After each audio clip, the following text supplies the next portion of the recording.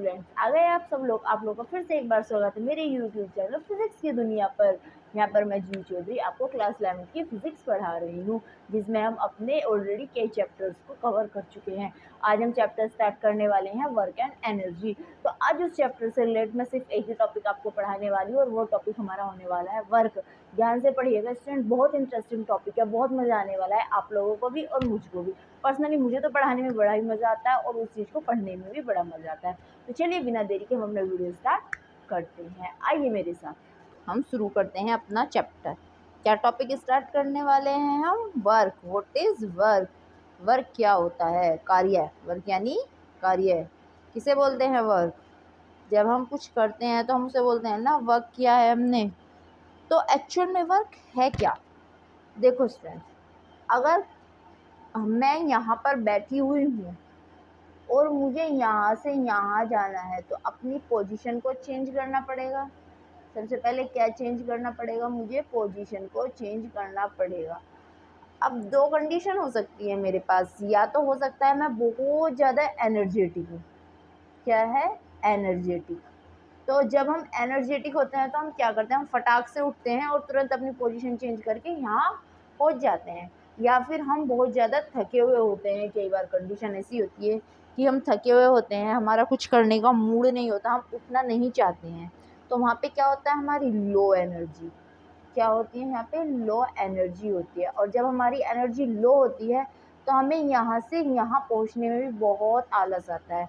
तो हम क्या करेंगे? लो एनर्जी के साथ धीरे धीरे अपनी पोजीशन चेंज करेंगे। तो इस कंडीशन में क्या होगा? क्या किया मैंने काम किया। क्या काम किया? अपनी पोजीशन को चेंज करने का काम किया। इस वर्क को करने में क्या हुआ? मेरी जो एनर्जी यहाँ पे थी, ये कौन सी थी? ये पोटेंशियल एनर्जी थी। कौन सी? पोटेंशियल। अभी पोटेंशियल एनर्जी क्या होती है मैं इस चैप्टर में आपको आगे पढ़ाने वाली हूँ। आप अभी फिलहाल सिर्फ अपना वर्क पे फोकस कीजिएगा। तो चलिए हम अपने टॉपिक पर वापस आते हैं। तो जब मैं यहाँ पर बैठी हुई थी तो मेरे पास कौन सी एनर्जी थी? पोटेंशियल एनर्जी थी। अब मैंने क्या किया? मैंने यहाँ से चलना स्टार्ट किया। जब मैंने चलना स्टार्ट किया तो ये एनर्जी मेरी कौन सी एनर्जी हो गई? Kinetic energy. इस एनर्जी को बोला जाता है, जो हमारी चलने की एनर्जी है, काइनेटिक एनर्जी। ठीक है। तो यहाँ पे क्या हुआ? हमारी पोटेंशियल एनर्जी काइनेटिक एनर्जी में ट्रांसफर हुई और मैं यहाँ पर पहुँच गई, पोजीशन पर आ गई अपनी, और वापस मैं अपनी पोटेंशियल एनर्जी को अचीव कर लिया। यानी अब मैं यहाँ बैठ चुकी हूँ और मैंने बोल दिया अब मैं यहाँ से नहीं उठूंगी। तो मेरी एनर्जी वापस कैसी हो गई? पोटेंशियल एनर्जी हो गई। तो मैंने इस पूरे प्रोसेस में क्या काम किया है? अगर हम कॉमन सेंस लगाए तो मैंने क्या काम किया है? मैंने चलने का काम किया है। क्या काम किया है? चलने का काम किया है। मैं यहाँ से उठ के चली हूँ और यहाँ पर पहुँची हूँ। तो अगर मैं हाई स्पीड से गई तो मैं बहुत जल्दी गई, ठीक है, उसमें क्या हाई एनर्जी होगी मेरे अंदर और मैं जल्दी पहुँच जाऊँगी, तो ज़्यादा काम हुआ। लेकिन अगर मेरे अंदर लो एनर्जी है, मेरी एनर्जी डाउन जा रही है, तो मैं धीरे धीरे धीरे स्लोली स्लोली जाऊँगी और वहाँ पे जाके बैठ जाऊँगी। मतलब मेरी बॉडी को वो चीज़ फील ही नहीं होगी। है ना, कई बार हम ऐसे काम करते हैं ना, हम आलस में ऐसा काम कर देते हैं कि हमारी बॉडी पर कोई इफेक्ट ही नहीं पड़ता। तो वो क्या है? कम काम किया हमने लो एनर्जी के साथ। ठीक है। तो क्या है वर्क? यहाँ से हमारी क्या डेफिनेशन निकल के आई वर्क की? यही तो हमारा वर्क है। Work is a transfer of energy. हमने यहाँ क्या किया? अपनी एनर्जी को ट्रांसफर किया है ना। जब हम यहाँ पे बैठे हुए थे हमारे पास पोटेंशियल एनर्जी थी, जैसे ही हम उठ के चले वो हमारी काइनेटिक एनर्जी में कन्वर्ट हुआ और मैं वापस बैठ गई तो वो वापस मेरी पोटेंशियल एनर्जी में कन्वर्ट हो गए। तो क्या है work? Work is a transfer of energy. और मुझे यहाँ से पुश किया गया कि तुम खड़े हो। मैंने खुद को पुश किया कि मुझे खड़ा होना है। मैंने अपने ऊपर एक फोर्स भी तो लगाया है ना कि यार चलो खड़े होके चलना है। तो क्या हुआ? Transfer of energy by a force. When we apply a force on any object to change its position, then there is a transfer of energy, and this transfer of energy is known as the work. Okay, and this change in position is known as the displacement. जब हम किसी object पर force apply करते हैं उसकी position को change करने के लिए या उसको डिस्प्लेस करने के लिए, तो वहाँ पर एक ट्रांसफ़र ऑफ एनर्जी होता है। ये ट्रांसफ़र ऑफ एनर्जी हमारा क्या है? वर्क है। और वर्क का फॉर्मूला क्या होता है? Work is equal to force multiply displacement, यानी फोर्स और डिस्प्लेसमेंट को मल्टीप्लाई करने पर हमें वर्क मिलता है। वर्क हमारी कैसी क्वांटिटी होती है? वर्क हमारी स्केलर क्वांटिटी होती है। स्टूडेंट्स, फोर्स और डिस्प्लेसमेंट दोनों ही वेक्टर क्वांटिटीज हैं, लेकिन वर्क स्केलर क्वांटिटी है। हमने दो वेक्टर्स के प्रोडक्ट को पढ़ा था, एक होता है हमारा डॉट प्रोडक्ट और दूसरा हमारा क्या होता है? Cross product. ठीक है, हमने क्या पढ़ा था डॉट और क्रॉस प्रोडक्ट में? डॉट प्रोडक्ट में पढ़ा था कि जब हम दो वेक्टर्स को इस तरह से मल्टीप्लाई करते हैं कि हमारा रिजल्टेंट स्केलर आता है, तो वो हमारा डॉट प्रोडक्ट होता है।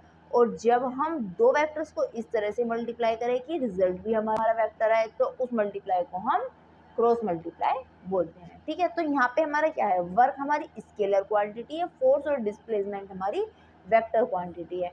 तो यानी फोर्स और डिस्प्लेसमेंट के बीच का स्केलर मल्टीप्लिकेशन होता है, उसको ही हम वर्क बोलते हैं। यानी वर्क हमारा फोर्स और डिस्प्लेसमेंट के बीच का स्केलर मल्टीप्लिकेशन है। ठीक है, तो work equals to F dot D, F D cos theta, क्योंकि ये डॉट जाता है तो कॉस थीटा आ जाता है, यहाँ पे एफ डी कॉस थीटा।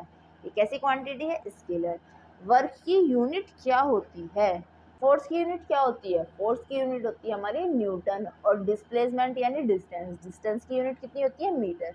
तो इस तरह से हम देखते हैं तो वर्क की यूनिट क्या आती है निकल के? Newton metre. तो वर्क की यूनिट कितनी हुई? Newton metre. या फिर इसकी एक और यूनिट है जो एक्चुअल में हम यूज करते हैं, जूल। क्या है वर्क की unit? Joule is the unit of work.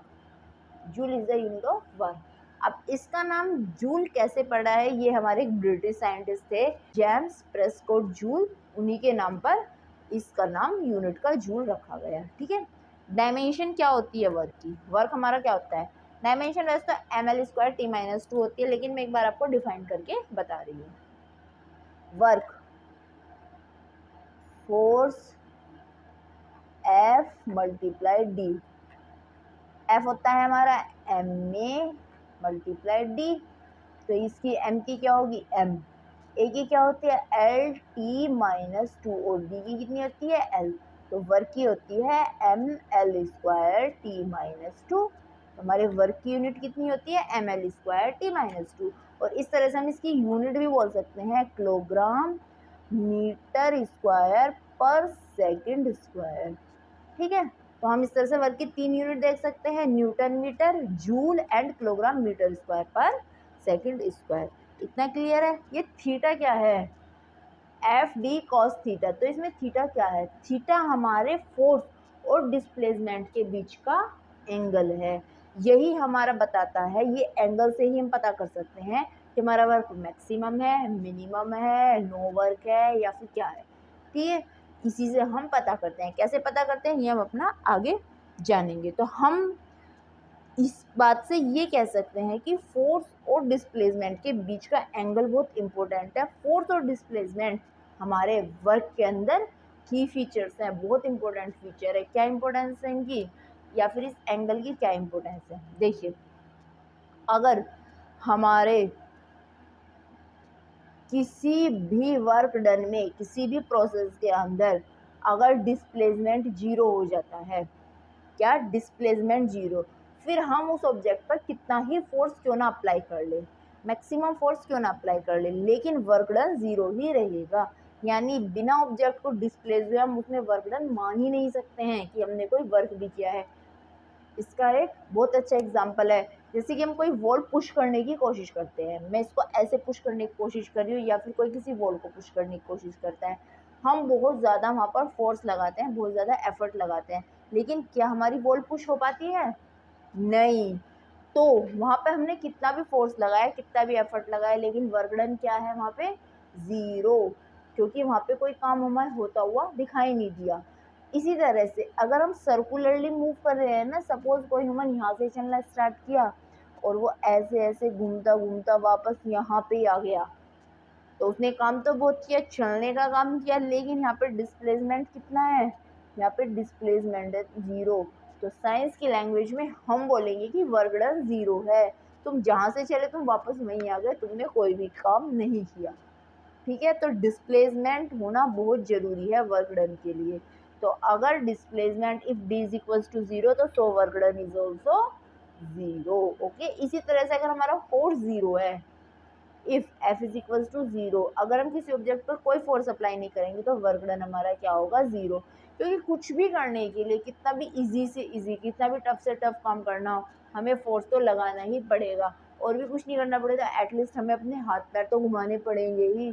हम एक गिलास पानी पीने के लिए भी अगर बेड पे बैठ के पी रहे हैं तो वहाँ भी हमें अपने हाथों से तो पीना पड़ेगा, थोड़ा तो हमें एफर्ट लगाना पड़ेगा। तो फोर्स बिना लगाए वर्क हो ही नहीं सकता। ठीक है, थर्ड कंडीशन आती है अगर एफ और डी हमारे परपेंडिकुलर हैं। कैसे हैं, ये होता है परपेंडिकुलर, यानी 90 डिग्री एंगल के साथ हैं। इस तरह से हैं कि हमारा ये ऐसे फोर्स वर्क कर रहा है और इस तरह से डिस्प्लेसमेंट हो रहा है, या फिर इस तरह से हमारा फोर्स वर्क कर रहा है और ऐसे हमारा डिस्प्लेसमेंट हो रहा है। ठीक है, तो इस तरह से हम क्या बोलते हैं, वर्क डन इस कंडीशन में भी 0 ही होता है। एग्जाम्पल है इसका, motion of moon around the earth. जब अराउंड द अर्थ मोशन करता है मून, तो वो क्या होता है, उसका सर्कुलर मोशन होता है। कैसे होता है सर्कुलर मोशन, ये हमारी अर्थ है, ठीक है, इसके अराउंड सन सर्कुलरली ऐसे मूव कर रहा है। तो इस कंडीशन में सन जहाँ से मून हमारा जहाँ से चलना स्टार्ट हुआ वो वापस वहीं आ गया है। तो हम क्या बोलेंगे, यहाँ पर जो अर्थ का ग्रेविटेशनल फोर्स है ना, वो हमारा 0 वर्क करेगा। ठीक है, तो हमारा अर्थ का ग्रेविटेशनल फोर्स इस सिचुएशन में क्या माना जाएगा, 0 माना जाएगा। ठीक है, इसका और भी एग्जांपल्स हैं। अभी हम आगे बढ़ते हैं। Types of work. Type of work कितने होते हैं हमारे, 3 टाइप्स के वर्क होते हैं, positive work, negative work and 0 work. कितने टाइप के वर्क होते हैं हमारे, पॉजिटिव वर्क हो सकता है, नेगेटिव वर्क हो सकता है और 0 वर्क हो सकता है। कैसे कैसे होते हैं ये, देखिए पॉजिटिव वर्क हमारा कब होता है, जब हम एनर्जी ट्रांसफर टू ऑब्जेक्ट, यानी ऑब्जेक्ट को एनर्जी देते हैं, तो उस तरह के वर्क को हम पॉजिटिव वर्क बोलते हैं। क्या करते हैं हम, ऑब्जेक्ट को एनर्जी दी जाती है तो उस वर्क को पॉजिटिव वर्क बोला जाता है।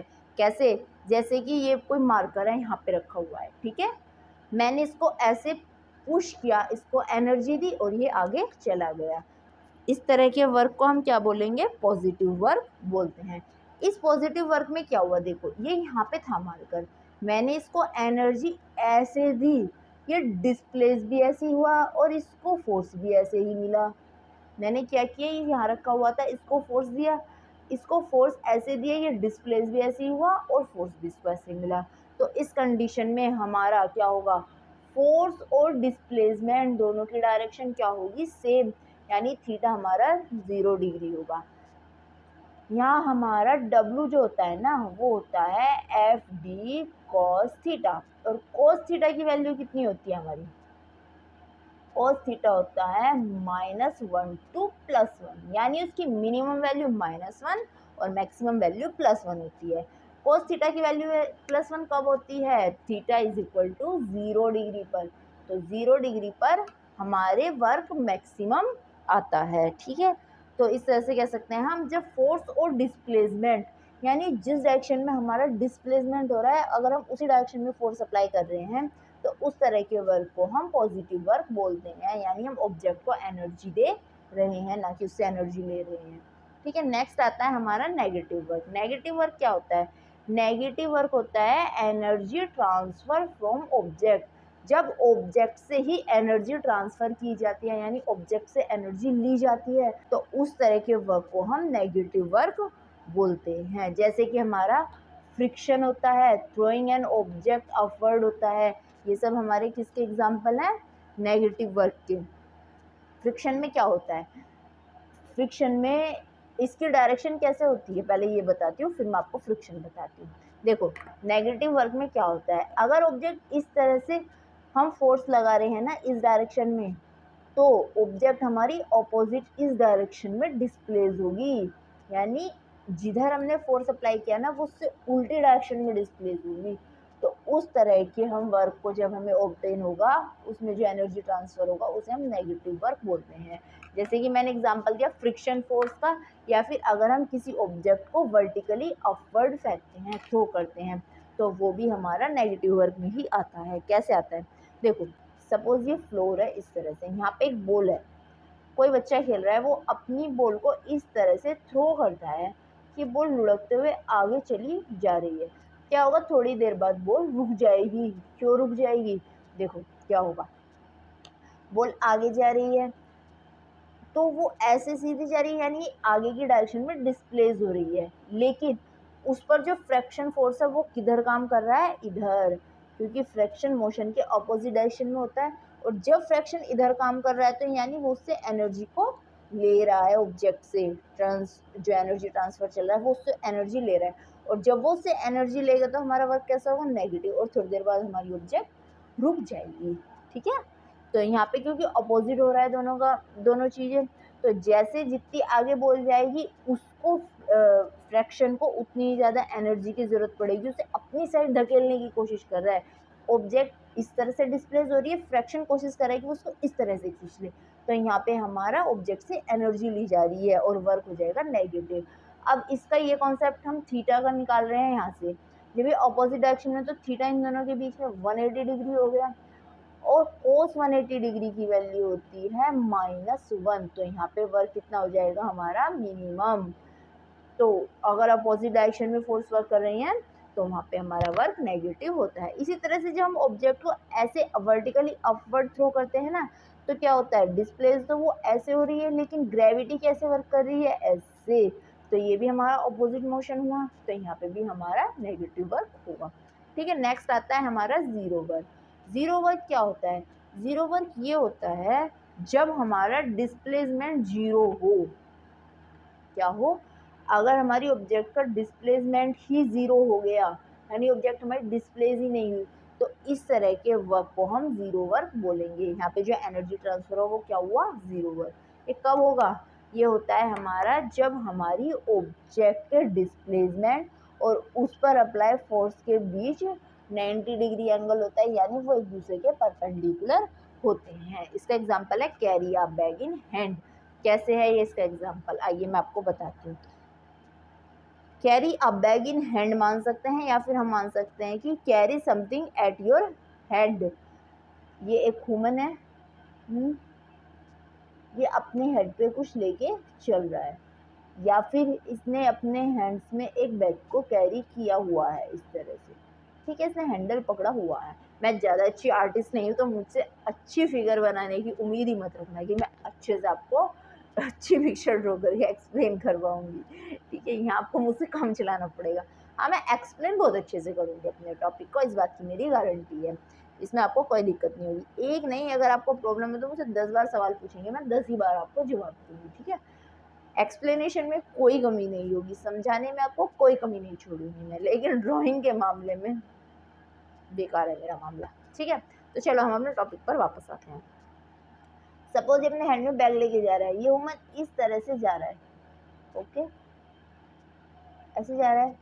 जब ये हमारा बैग हैंड में है तो इसका जो वेट है वो ऐसे वर्क कर रहा है mg, या फिर ये जो ऑब्जेक्ट है इस पे भी वेट ऐसे वर्क कर रहा है mg। अगर हम नॉर्मली सोचे अपना सेंस लगाकर, तो ये कहीं भी चला जाए ह्यूमन, क्या ये ऑब्जेक्ट यहाँ से कहीं जाएगी इसके हेड से, या फिर ये ऑब्जेक्ट यहाँ से इसके हेड से बैक कहीं जाएगा, नहीं जाएगा, नहीं, ये यहीं रहेगा। ठीक है, तो इसका जो वेट, ये तो हमारी कॉमन सेंस वाली बात हुई। अब हम साइंस पढ़ते हैं। वेट इसका mg ऐसे वर्क कर रहा है, यानी इस पर फोर्स अंडर ग्रेविटी वर्क कर रहा है, इसका फोर्स डाउनवर्ड वर्क कर रहा है, लेकिन ये डिस्प्लेस कहाँ हो रही है, फॉरवर्ड। तो इस तरह से हम देखते हैं, ये फोर्स इस तरह से आ गया, डिस्प्लेसमेंट इस तरह से आ गया, तो यहाँ पे थीटा कितना हो गया हमारा, 90 डिग्री। और कोस 90 डिग्री की वैल्यू कितनी होती है, cos 90 डिग्री की वैल्यू होती है 0। तो यहाँ पे वर्क डन हमारा कितना हो जाएगा, 0। तो यानी कि अगर किसी ऑब्जेक्ट के अंदर डिस्प्लेसमेंट 0 है या फिर उस ऑब्जेक्ट के डिस्प्लेसमेंट और उस पर अप्लाई फोर्स के बीच में एक परपेंडिकुलर एंगल है, तो उस कंडीशन में हम बोल सकते हैं एनर्जी ट्रांसफर नहीं हुई है, 0 वर्क हुआ है। ठीक है, क्लियर है इतना स्टूडेंट, समझ आ गया। टाइप्स ऑफ वर्क कितने होते हैं, 3 types of work. Positive work जो ट्रांसफर ऑब्जेक्ट को किया जाता है तो उसे हम पॉजिटिव वर्क बोलते हैं। जब हमारी ऑब्जेक्ट से एनर्जी ली जाती है, energy transfer from object, that is negative work. If displacement is 0 then the work is also 0। Clear है इतना स्टूडेंट्स, कोई दिक्कत तो नहीं, यहाँ तक आपको समझ आ गया। ठीक है, तो अब हम आगे बढ़ते हैं। Work done is 0, work done हमारा कब 0 होगा, ये बोल दो, या फिर importance of force and displacement दोनों ही एक ही बातें हैं। वर्क डन कब कब 0 हो सकता है, वर्क डन हमारा 0 हो सकता है जब हमारा डिस्प्लेसमेंट 0 हो, जैसे हम अभी पढ़ के आए हैं 0 वर्क के अंदर, या फिर हमारा फोर्स 0 हो। जब फोर्स 0 होगा, फोर्स हम ऑब्जेक्ट पर अप्लाई नहीं करेंगे तो वर्क डन ही कहाँ से आएगा, हमारी एनर्जी ट्रांसफर नहीं होगी। इसी तरह से अगर फोर्स और डिस्प्लेसमेंट परपेंडिकुलर हो, हमने अभी अपने लास्ट टॉपिक में पढ़ा है 0 वर्क के अंदर, जब फोर्स और डिस्प्लेसमेंट हमारे परपेंडिकुलर होंगे तो क्या होगा, वर्क हमारा 0। तो 3 कंडीशन में हमारा वर्क 0 हो सकता है, फोर्स में भी 0, डिस्प्लेसमेंट में भी 0 और फोर्स और डिस्प्लेसमेंट में भी परपेंडिकुलर। ओके, क्लियर है इतना स्टूडेंट, आगे हम बढ़ते हैं। Work done by a variable force, जब हमारा फोर्स वेरिएबल होता है यानी वो कांस्टेंट नहीं होता, तो उस कंडीशन में हमारा वर्क डन क्या होता है। पहले मैं आपको बता देती हूँ वेरिएबल फोर्स क्या होता है। क्या होता है वेरिएबल फोर्स, यानी जो फोर्स कांस्टेंट नहीं होता। If force working at any object is changing with the motion of object, यानी अगर हमारी कोई ऑब्जेक्ट मोशन कंडीशन में है और उस पर वर्क करने वाला फोर्स उसके हर मूवमेंट के साथ चेंज हो रहा है, फोर्स की स्ट्रेंथ चेंज हो रही है हर मूवमेंट के साथ, तो इस तरह के फोर्स को हम वेरिएबल फोर्स बोलते हैं। Force whose strength change with the moves of object is known as the variable force। तो अब हमारा क्वेश्चन ये आया है कि जब कोई वेरिएबल फोर्स किसी ऑब्जेक्ट पर वर्क कर रहा है तो उस कंडीशन में हमारा वर्क डन क्या होगा। ठीक है, तो उस कंडीशन में क्या होता है, जो मोस्टली हमारे फोर्सेस होते हैं ना वो वेरिएबल ही होते हैं, रेयरली ही कांस्टेंट होते हैं, मोस्टली वेरिएबल ही होते हैं। तो उस कंडीशन में जो हमारा वर्क डन होता है ना, जो हमारे कोई ऑब्जेक्ट मूव कर रही है तो वो जितना एरिया कवर करेगी ना ऑब्जेक्ट, वो उसके इक्वल होगा वर्क डन। किसके इक्वल होगा, जितना एरिया हमारी कोई ऑब्जेक्ट कवर करेगी उसके इक्वल हो जाएगा। जैसे कि हम ये एग्जांपल लेके चल रहे हैं, ठीक है, सपोज यहाँ पर हमारी कोई ऑब्जेक्ट है, ये इस तरह से यहाँ से कोई ऑब्जेक्ट है, सपोज ये इस तरह से डिस्प्लेसमेंट ले रही हूँ मैं इसका, इस तरह से फोर्स, क्या है ये इसका डिस्प्लेसमेंट, और ये इसका फोर्स, ऐसे अपवर्ड डायरेक्शन में ये ऑब्जेक्ट यहाँ से मूव करना स्टार्ट कर रही है। सपोज ये ऐसे ऐसे ऐसे ऐसे ऐसे जा रही है, सपोज ये पहले तो थोड़ी सी डिस्प्लेस हुई, यहाँ से यहाँ डिस्प्लेस हुई, फिर ये यहाँ पे डिस्प्लेस हुई। हम इसको स्मॉल पार्ट्स में डिवाइड कर रहे हैं टोटल इसके डिस्प्लेसमेंट को यहाँ से यहाँ तक जाने में। ठीक है, हमने माना इनिशियली एक्स आई पोजिशन पे थी और फाइनली एक्स एफ पोजिशन पे पहुंची, तो हम इसको स्मॉल पार्ट्स में डिवाइड कर रहे हैं। और ये कितना डिस्प्लेसमेंट है हमारा, डेल एक्स मानते हैं हम इस डिस्प्लेसमेंट को। सारे बॉक्सेस जो रेक्टेंगुलर हमारे पार्ट्स हैं इनके क्या है डिस्प्लेसमेंट, डेल एक्स, यानी विद की कितनी है, डेल एक्स। इस तरह से डिस्प्लेसमेंट इसका हो रहा है। अगर मैं इस पार्ट का एरिया निकालूं तो एरिया मेरा क्या होगा बताइए, ये एरिया मेरा क्या होगा। एक तरह से मैं इसको इस तरह से शेप मान सकती हूँ और इसका एरिया जो आ जाएगा ना वो हो जाएगा ये मल्टीप्लाई ये, यानी एफ एक्स मल्टीप्लाई एक्स या फिर डी एक्स, स्मॉल ले लेती हूँ तो डी एक्स आ जाएगा। ठीक है, जो अगर मैं एक पर्टिकुलर की बात कर रही हूँ तो इस पर लगा फोर्स मल्टीप्लाई इसकी विद डी एक्स या फिर डेल एक्स। ठीक है, अगर मैं स्मॉल रेक्टेंगुलर पार्ट की बात करती हूँ तो ये हमारा एरिया आ गया। अब वर्क डन मैंने क्या बताया है, वर्क डन होगा इसमें टोटल कवर एरिया, ठीक है। अगर मैं एलिमेंट डेल एक्स की बात करती हूँ, किसकी बात कर रही हूँ मैं? Element del X. If we take element del X, take element del X, ठीक है। एक छोटा सा पार्ट ले लिया हमने इसका, डेल एक्स हमने जिसको मान लिया, ये था इनिशियल पॉइंट एक्स आई, ये था फाइनल पॉइंट एक्स आई। यानी ये एक्स आई से अपने डिस्टेंस स्टार्ट करती है ऑब्जेक्ट, अपना डिस्प्लेसमेंट एक्स आई पोजिशन पे थी इनिशियली, और ये डिस्प्लेस होने के बाद एक्स एफ पोजिशन पर पहुंच गई, जहाँ इस पर कितना फोर्स अप्लाई किया हमने? F x. तो जो एनर्जी ट्रांसफर हुई इसमें, वही क्या है? इसका वर्क डन। अब हमें वही एनर्जी ट्रांसफर निकालना है। स्मॉल एलिमेंट ले लिया तो इसके लिए डेल ए कितना हो जाएगा? F of X multiply del X. तो स्मॉल वर्क डन, अब स्मॉल एलिमेंट पर ही स्मॉल वर्क डन होगा, तो वर्क डन कितना हो गया हमारा? वर्क डन हम ऑलरेडी बता चुके हैं कि कवर्ड एरिया, ठीक है। तो वर्क यहाँ पे हम डेल डब्ल्यू लेंगे, वो किसके इक्वल हो जाएगा? डेल ए के, जो क्या होगा हमारा? एफ एक्स डेल एक्स, ठीक है। अगर मैं डेल एक्स को ज़ीरो डिफाइन कर दूं, क्या? ज़ीरो डिफाइन कर दूं, ठीक है, तो वहाँ पर हमारे बहुत स्मॉल एरिया का फोर्स निकल के आ जाएगा। बहुत जो स्मॉल एरिया है ना, ये सपोज ये वाला एरिया, इस पर फोर्स आ जाएगा, और ये हमारा जो फोर्स होगा ना, ये बहुत स्मॉल होगा, और ये लगभग स्मॉल एरिया के लिए कांस्टेंट माना जाएगा, क्योंकि इस डिस्टेंस पर तो एक ही फोर्स वर्क कर रहा है। फिर हम यहाँ से यहाँ गए तो यहाँ अलग फोर्स ने वर्क किया, यहाँ से यहाँ गए तो यहाँ अलग फोर्स ने वर्क किया, लेकिन यहाँ से यहाँ टोटल तो एक ही फोर्स है, यहाँ से यहाँ एक ही फोर्स है, यहाँ से यहाँ एक ही फोर्स है, अलग है, लेकिन इस एरिया के अंदर एक कांस्टेंट फोर्स वर्क कर रहा है। तो स्मॉल एरिया के लिए फोर्स हमारा क्या हो गया? कांस्टेंट। फोर्स क्या है हमारा? कांस्टेंट, वेरी स्मॉल एरिया के लिए। तो डेल डब्ल्यू कितना हो जाएगा हमारा?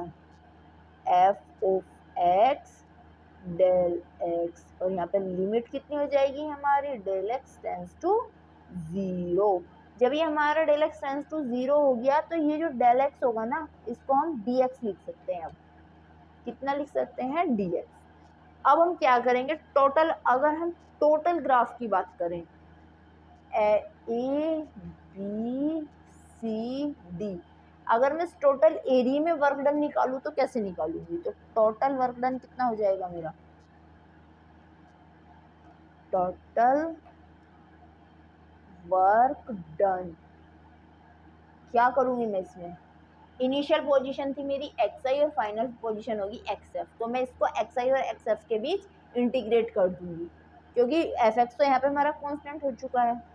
तो डब्ल्यू कितना हो जाएगा? इंटीग्रेशन, क्या? Integration F of X D X. Limit कितनी हो गई? X I to X F, जहाँ पे हमारा एफ ऑफ एक्स क्या है? कांस्टेंट आ चुका है, क्योंकि हमने मान लिया है स्मॉल एरिया के लिए फोर्स हमारा कांस्टेंट है। तो वर्क डन क्या हो जाएगा? इंटीग्रल, वर्क डन क्या हो जाएगा? Integral of force with displacement, यानी work done is defined as the integral of force over displacement. Force और डिस्प्लेसमेंट के इंटीग्रल से हम वर्क डन निकाल सकते हैं। तो यानी जब कोई वेरिएबल फोर्स होता है, वहाँ पर हमें वर्क डन को डिफाइन करना होता है, तो हम कैसे डिफाइन कर सकते हैं? Work done is equal to the integral of force over displacement, यानी डिस्प्लेसमेंट के साथ जो हमारा फोर्स का इंटीग्रल होगा, वही हमारा वर्क डन होगा by a variable force. Clear है इतना स्टूडेंट्स? तो ये थे मेरे आज के कुछ टॉपिक्स वर्क से रिलेटेड। आई होप आपको वर्क पूरी तरह से क्लियर हो गया होगा। वर्क क्या है हमारा? Transfer of energy. तो मैं अगली वीडियो में मिलूंगी आपको इसी चैप्टर के नेक्स्ट टॉपिक काइनेटिक एनर्जी के साथ। मेरा अगला टॉपिक क्या होगा? Kinetic energy. तब तक के लिए मेरे यूट्यूब चैनल फिजिक्स की दुनिया को लाइक, शेयर एंड सब्सक्राइब कीजिएगा। और अगर आपको मेरे पढ़ाई में कोई प्रॉब्लम दिखती है, प्रॉब्लम नज़र आती है, तो प्लीज़ मुझे कमेंट बॉक्स में कमेंट कीजिएगा, ताकि मैं अपनी उन कमियों को सुधार सकूं और आपके लिए और अच्छा कर सकूं। तो मेरी नेक्स्ट वीडियो का वेट ज़रूर कीजिएगा। तब तक के लिए पढ़ते रहिए, मस्त रहिए, और हाँ, प्लीज़ फिज़िक्स की दुनिया को देखते रहिए।